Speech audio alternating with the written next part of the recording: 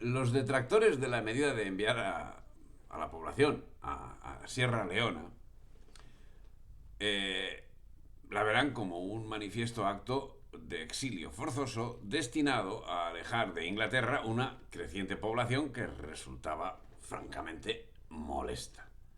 Típica actuación de la hipocresía, típicamente británica, tendente a presentar como propia magnanimidad los actos de mayor desprecio que solo ellos son capaces de llevar a efecto. Paralelamente, en África forzaba a Inglaterra a abandonar el esclavismo a aquellas tribus que desde 2 siglos atrás y hasta el momento, desde tiempo inmemorial, se habían involucrado en el tráfico. Ahora estaban interesados en el nuevo método esclavista, que si en Inglaterra significaba la deportación de una parte importante de su población, en África significaba el cultivo de los productos que le fuesen demandados. En concreto, algodón, cacao, caucho, maderas, oro, aceite de palma y lo que se le pudiese ocurrir.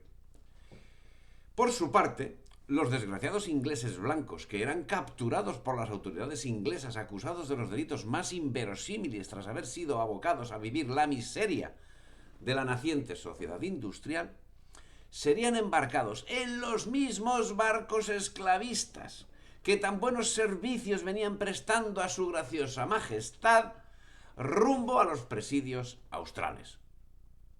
Pero la abolición del sistema tradicional de esclavitud, ahora prioridad de Inglaterra, encontraba fuerte oposición entre aquellos pueblos y gobiernos africanos a quienes justamente Inglaterra había involucrado en el tráfico durante los 2 siglos anteriores.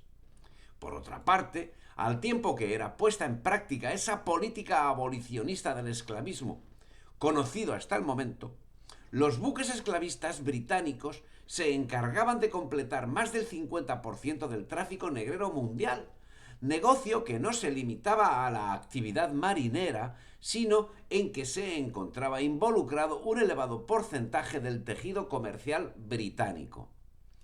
Era la continuidad de lo que en Inglaterra siempre fue normal. De hecho, entre 1790 y 1806, en los mismos momentos que Inglaterra llevaba a cabo la campaña contra el tráfico de esclavos, ese mismo tráfico hacía que la población esclava en las colonias inglesas se viese incrementada en una cuarta parte merced al incremento del tráfico llevado a cabo por los tratantes británicos, entre los que destacaba la firma Baker y Dawson, que había iniciado actividad también en Cuba. Hecho del que el gobierno y parlamento británico estaba necesariamente al corriente, ya que en esas fechas era informado por la misma compañía del volumen de su negocio en la isla, que ascendía a 18 buques con una inversión estimada en $500,000 esterlinas. De hecho, para esas fechas, Cuba era a todos los efectos colonia británica, como a partir de 1808 lo sería la propia península. Desde la toma militar de 1762, los intereses británicos no dejaron de crecer nunca en Cuba al compás del hecho esclavista, que si hasta el momento había sido una situación anormal, de significación menor, donde lo más destacable eran las manumisiones, ahora comenzaba a tener una importancia solo equiparable a la existente en los otros dominios británicos, si bien a pesar de todo, mitigado el hecho por el peso del humanismo que la Ilustración, enquistada ya en las estructuras de España, se esforzaba por erradicar.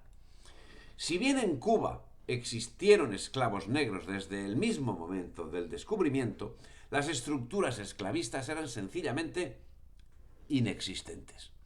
Fue justamente con la invasión inglesa de 1762 cuando cambiaron radicalmente las formas que recibieron calor de la legislación generada al amparo de la Ilustración, conforme señalamos en los capítulos relativos a la esclavitud en España.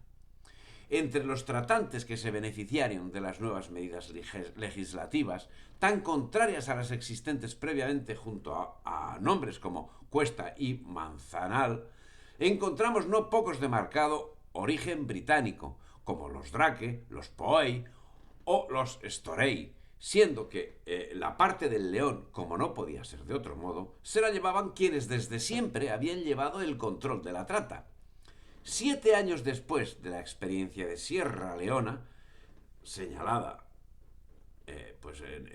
anteriormente, era Francia quien desde el Templo de la Razón, ubicado físicamente en la Catedral de Nuestra Señora, y bajo los designios de Robespierre, se sumaba al teatro declarando la emancipación universal de los esclavos el 4 de marzo de 1794.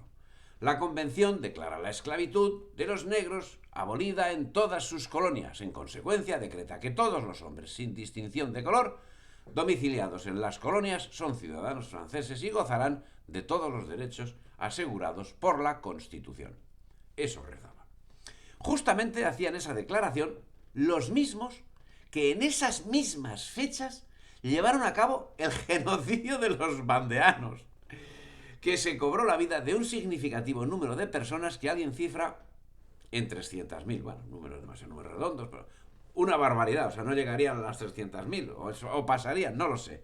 Pero el salvajismo que la Revolución Francesa, liberales en su más espléndido y florido situación, llevaron a efecto, asesinaron a mansalva a los vandeanos, y que nosotros, por falta de respeto a los números redondos, insisto, vamos a poner en entredicho limitándonos a señalar el genocidio por sí mismo y el hecho de que sean justamente los genocidas quienes, siguiendo las instrucciones que su propia ideología les marca, se presenten nada menos que como benefactores de la humanidad.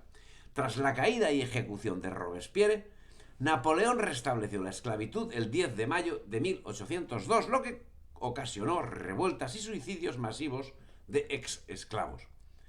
El espíritu abolicionista hacía mella en el espíritu de todas las sociedades en las que el esclavismo había sido el modus vivendi de los últimos 2 siglos. Así, Dinamarca abolió la trata, que no la esclavitud, en 1792, pero curiosamente desde ese momento y hasta 10 años después sería cuando más pujante sería el comercio negrero realizado por daneses. Si en Francia se hacían esas declaraciones y si en Dinamarca se tomaban esas decisiones, Inglaterra no se quedaba atrás.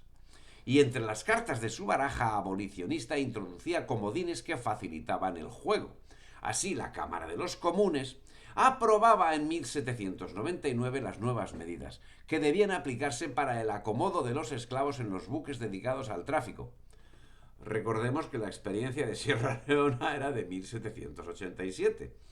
El espacio del que debían disponer el esclavo en el viaje se incrementaba por ley en un 33% del que disponía hasta el momento. Tenía derecho a un ataúd y un tercio.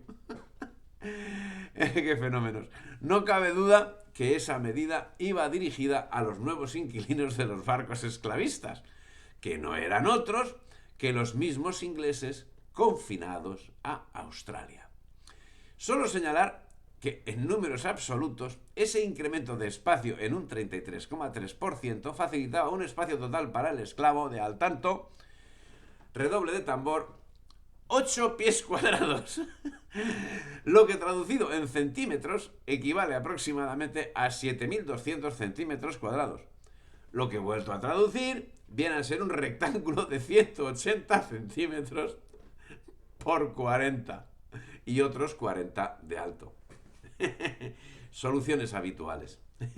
Soluciones habitacionales del sistema en el que tenemos la suerte de vivir.